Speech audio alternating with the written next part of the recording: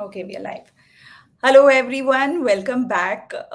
So, today is the 10th episode, which is a lucky number 10, which Shikha just mentioned. But before I get into who our chief guest is, I'll just give a quick background. This is the Queen Exchange LinkedIn Live series where we exchange thoughts, ideas, and insights of experts across industries. Today's topic is about strategies for attracting top talent, which is where we explore different approaches to attract the best candidates, including employer branding, job descriptions, and showcasing company culture. And we have none other than Shikha Gupta, who is, I think, so many things all in one. I mean, I was looking at your bio, Shikha, and I was like, wow, that's a lot of experience that you come with. But in a nutshell, she's an HR professional since over 2 decades, loves HR in and out. I think she's one of the top 100 HR influencers, a LinkedIn influencer as well, and a creator. So I think, Shikha, I will let you elaborate more on everything that you do and your journey. Please share more information about yourself. Thank you, Neha, for the generous introduction. It's an honor to be with Queen. I mean, you guys are associated with social causes, right? That's so wonderful, and I'm honored to be here. I breathe, eat, talk, walk, sleep HR. I'm just in love with my profession. First love, last love. That's me. Being a part of IT product and services organization, so we are almost 2 decades in IT, and done everything right from BPHR roles to leadership hiring, campus hiring, uh, employee relations, all of it, corporate HR. So it's just that it's so me. I mean, I love people. HR is a people function, right? So you take care of people, and if you take care of people, they take care of your business, right? So that's where I come from, a very people's person. Apart from that, yes, because probably I'm a people's person, I love networking, I love traveling across the world. COVID had restricted me. I'm back on the roads now in the flights, and hopefully we shall meet also soon someday. Yeah.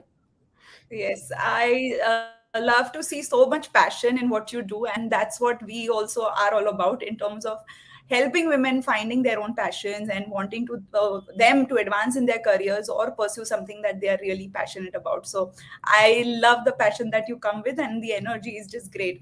So I guess we'll just dive into the questions directly in terms of what the topic we are here for. So to start with, I mean, can you just highlight the importance of how employer branding in today's competitive job market can help the employers, and what is the brand impact that they need to make to attract talent? Employer brand or employer branding is a very extremely key thing in the hiring process, right? In this scenario, post covid, during covid, post covid, where everybody is struggling for talent, right? Today candidates have multiple choices, right? Everybody is sitting with 3, 4, 5 offers, so it's a Right. candidate's market. Whether should I join X, Y, or Z? Now, every employer brand, and any employer brand has 2 to 3 components, right? One is the reputation that they have. Second would be the value proposition that they have for the candidate. And last but not the least, the experience, the entire candidate experience, right? So the reputation is showcased through the company culture, values, ethos, and all of that. That needs to come out very clearly, right? A candidate should be able to see that on the website, relate to it, right? Feel one with the culture of the organization. That's the brand value. The value proposition, if I'm hiring somebody, what's in it for him or her, right? It's just not a job with a salary package, right? It's a holistic package which says, here is a role which excites you, this is your tech stack, this is your compensation, what is the learning path, the growth path, right? What kind of enablement and support do I provide, right? What kind of training opportunities, career growth, plus what are the exciting benefits, policies? So that's the complete proposition that any employer comes across to with a candidate, right? That's what the candidate is looking at. Last is the experience, right? How has the experience been, right? From that first touch point where this candidate decides to apply for your organization till the day he's onboarded.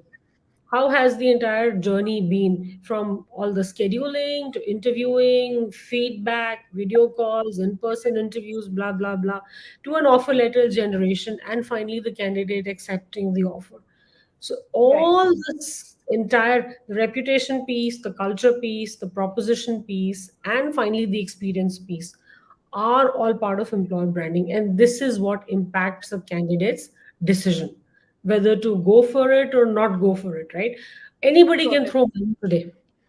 It's Yeah. not difficult, right? Gone are those days where we used to hire candidates at 20% increase. Today, nobody comes for less than 40, 50, even 60, 70% increases. But then beyond the competitive compensation that you offer, the employer brand, this entire basket, right, makes a difference in that decision. So I think that is what Totally. each employer needs Thanks to for keep in breaking mind. thanks for breaking that down in three different steps. I mean, that totally definitely is something that every employer should have. And but before they could even start attracting the talent, I think the first thing goes is the job description which goes out on in the market, right? So, can you share some insights on how to craft those job descriptions that can effectively communicate the roles and responsibilities to attract the right people, you know? See, somebody who is serious about your brand, serious about applying for your role, right, will definitely have a deeper look at the job description. A shabby job descriptions, I mean, we see all kinds of stuff, Neha. There are job descriptions which are not formatted properly, which have spelling mistakes, which are written in very bad English. I think the key, again, the key components, what you should keep in mind. Job descriptions, number one, have to be based on levels, right? Every level needs a different job description. Every role needs a different job description. What it needs to entail is what are the key responsibilities. You can break it into primary or secondary responsibilities, which is how the day looks like for any candidate. Second, what kind of business skills or people skills are required, right? That also should be a part of the job description. Third, maybe soft skills, right? If it's a client facing role, right, you will need communication, blah, blah, blah, blah. What kind of soft skills are required, whether there is travel involved, there is on site involved, right? All those components actually make it very easy for the candidate to decide whether I want to go for it or I don't go for it. Do I fit in what is the tech stack, right? Do I fit into this tech stack? Have I done these kind of projects, or have I worked on these kind of assignments that the job description is outlining, right? What are my soft skills, my business skills, even my people management skills? If it's a project manager or a program manager role, it should outline, right, as to what is required beyond the education, the qualification and all that you're looking for. If all these aspects are covered in the job description, it makes it much easier for the candidate to say go, no go, should I do, should I not do. For example, a lot of these sales roles, right, clearly call out that it's a 15 days a month travel, 20 Right. days a month travel, right? So I know my personal self and I know my personal situation. Am I ready to travel 15 days a month? If yes, let's apply for it. This also ends up, saving time for both the parties. If you're Totally. crystal clear with what the requirement is, technical skills, behavioral skills, soft skills, right?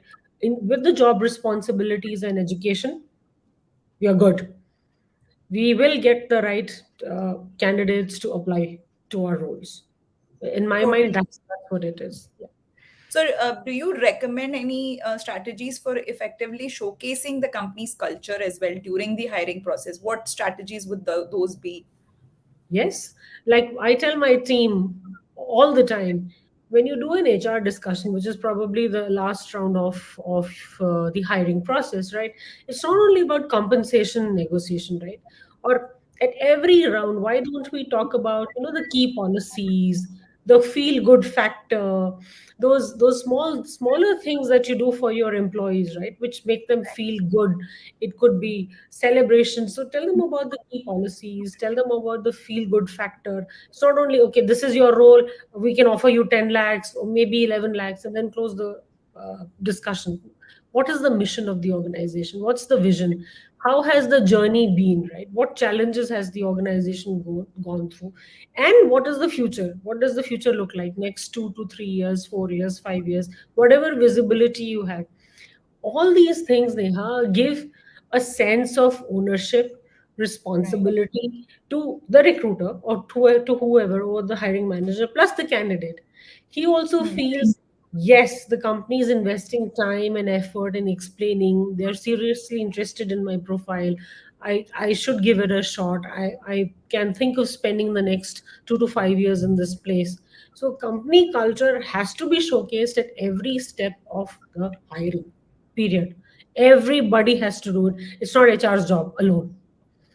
Right. I totally agree. I think there are, I mean, those small differences that you make in the JDs or in the culture, or how you're even showcasing yourself in front of the candidates, is definitely something which helps in a long term and attracting the right talent for sure. Because Uh, everybody is a touch point, right? I'm a brand ambassador. I'm representing, whether I'm HR or I'm tech or I'm leadership, whoever I am. I am this yeah, first point of contact who's going in the market, speaking to the candidate. So he sees my organization through my view, beyond whatever is written on the website. So everybody is a brand ambassador, right? Who's trying to showcase not the best self, but the real self, as to, what the company is all about. Yeah. totally.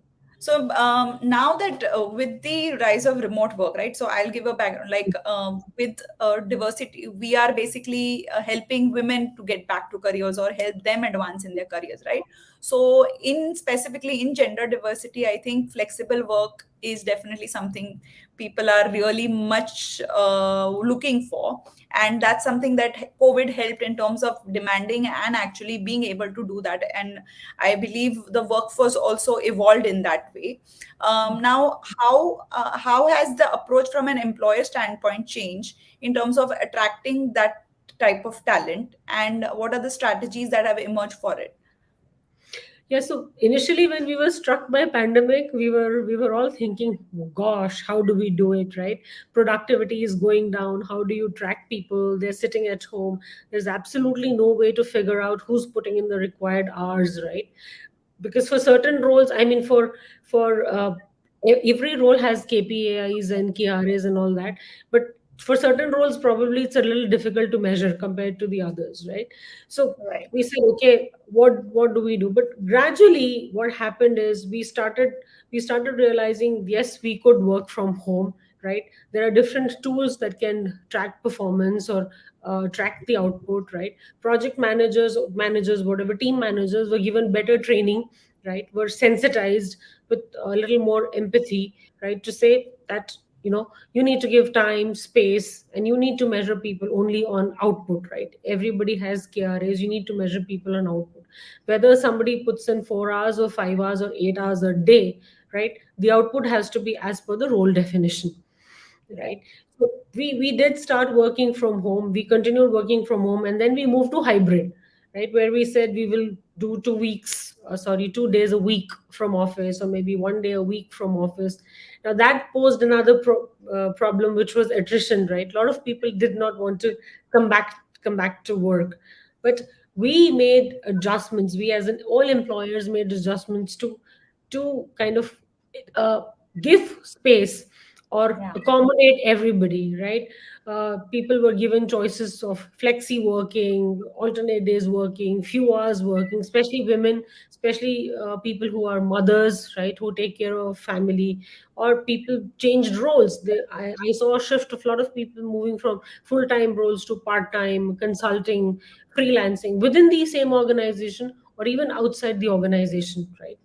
So all these options were given, and employers did make a conscious decision and a conscious effort of accommodating everybody the way they wanted, right? Without letting the productivity going down. Yeah, I Yeah. think changing, I think the whole world's perspective changed, and there and it opened up so many new opportunities and avenues, right, on how we can also make this possible, right, like working remotely and all of it. So it did have its silver lining from the flexibility perspective, and especially for diversity talent. Now coming to like Just companies. to add one more thing, I could never think, that maybe a lot of my peer fraternity also says, Shikha, we would be doing employee engagement from home. celebrating birthdays online, or you would be hiring candidates from home. You're doing virtual recruitment drives, you're doing video interviewing. Otherwise, everything was in flesh and blood, face to Exactly. face in the office, right there. You're calling the shots, you're making decisions, you're giving offer letter.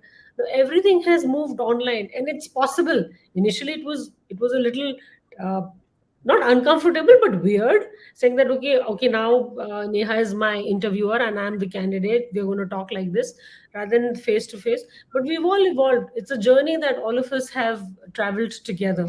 Yeah. Totally, totally.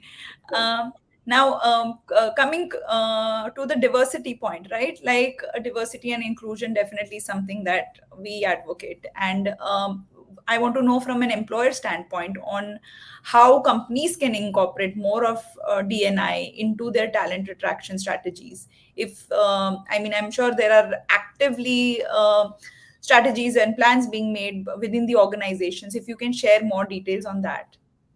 Yeah, yeah, sure. Every organization looks at it differently, right? Now, there are certain organizations which have a percentage, for example, hard coded percentage, which says, okay, 30% of the workforce that will be hired will be diversity. It could be across roles, right? Or across geographies. There are certain other organizations which say, okay, for certain roles, we would only hire diversity because they're good at it, right? Right. Maybe HR. I'm just taking that as an example. So role based hiring, which is diversity focused, percentage based hiring, which is again diversity focused, and then there are all these homecoming employees, sorry, returning mothers, right, who are taking up roles which are diversity focused, right. That is also one of the, and every company has a program, which what should I say, has a program which only caters to women employees, right? Right. Which says there are certain roles which are chalked out, and women are hired against those, right? Because they are the best suited for that particular role. Or homecoming employees. There are programs for that also, that people who've left us due to various reasons can always join back as rehires, right. So Right. most of these programs are diversity focused, and it's a very win-win situation. I leave an organization, I take my break, I go back, I join them, I'm familiar with the culture, I'm familiar with the team, the work. So it's a win-win situation for me, for any candidate for that matter. So different organizations have different setups, but yes, there is a conscious effort to hire diversity across levels, across roles in the So industry.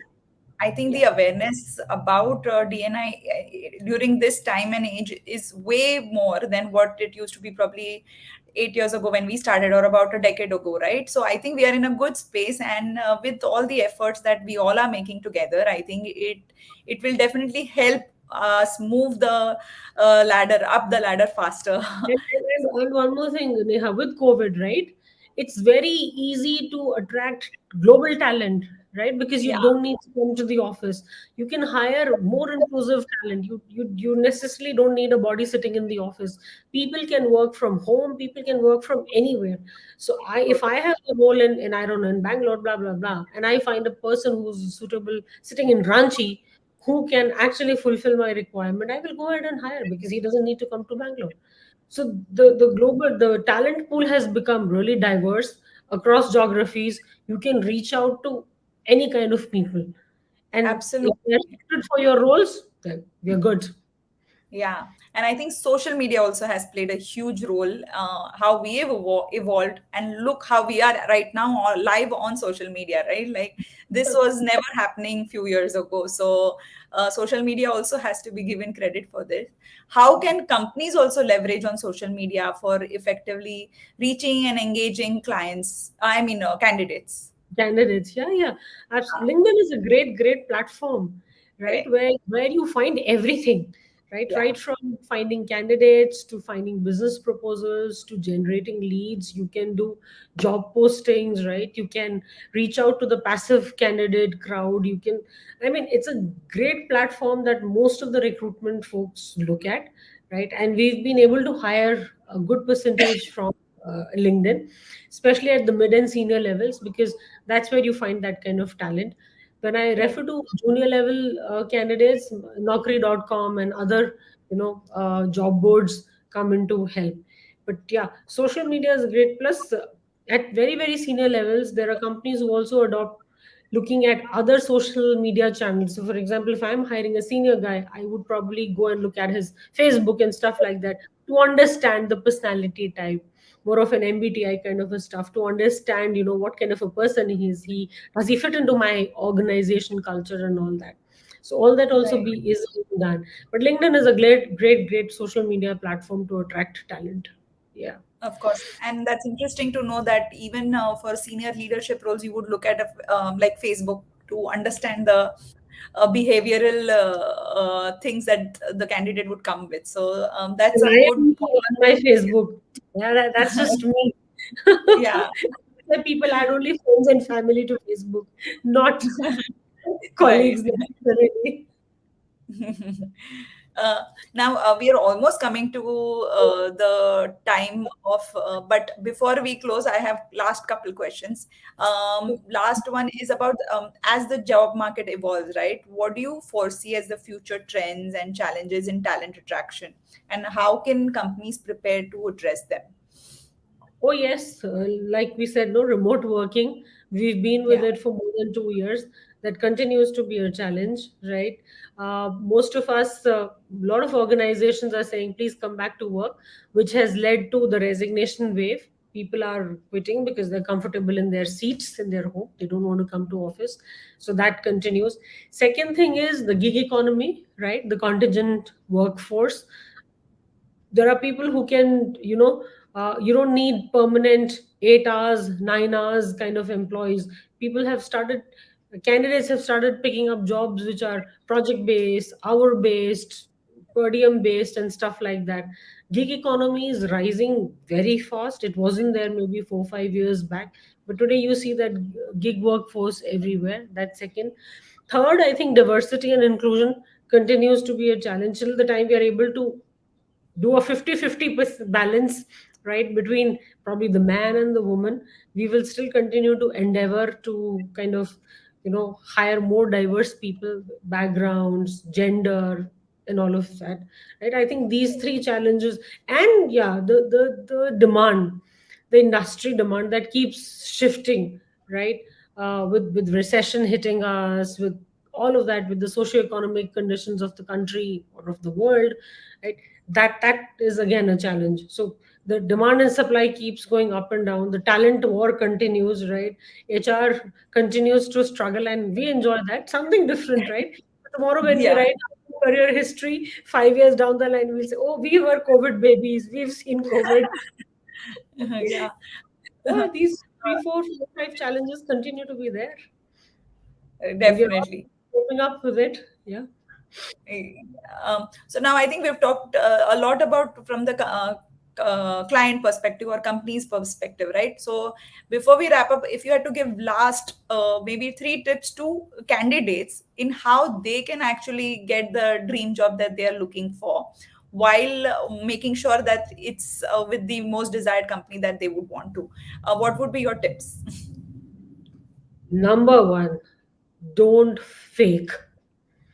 Fake Right. yourself, fake your experience, fake your resume, fake anything. Please don't fake. Be the real self, be the authentic you. If you're worthy of the job and the job is worthy of you, there will be a match. Second, do proper research about the role, about the company, about everything, because you are investing time and effort. So is the company, right?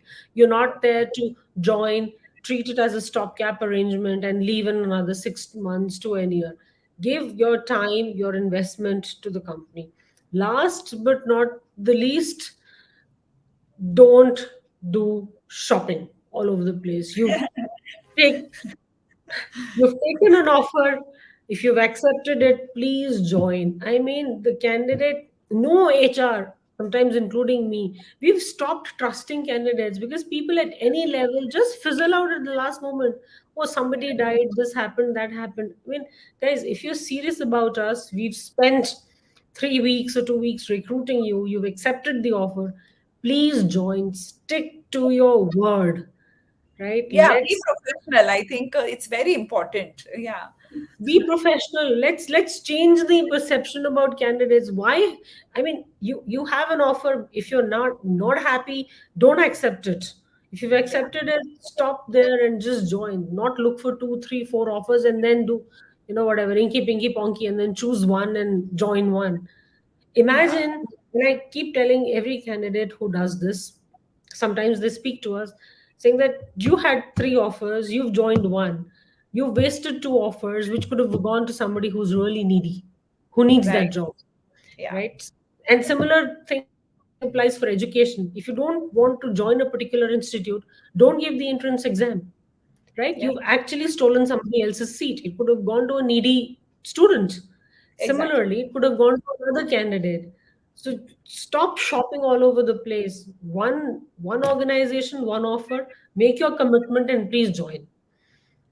I I think those completely are the agree with you, three. and I go through your same pain points. I think we all go through, which I think has gotten better in the last few months, which Yes, was like insane in the last over 6 to 8 months ago. It was just all over the place. So, but I think that's the demand and supply that you spoke about. It's always going to be a shift in that demand and supply between the employers and the employees.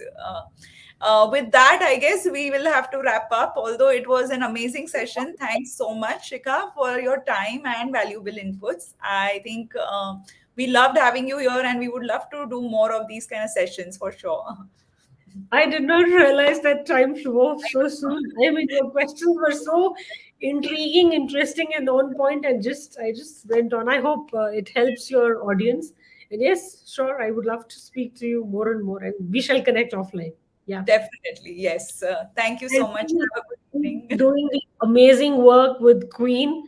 My best wishes to you and your entire team. And let me see how I also can support Queen. Yes, Of course, thank you so much. We must connect offline as well, and there is a lot more to do. So definitely, we will make something work. definitely. Thank you. Thank you. Have a nice Yeah, evening. you too. Good evening.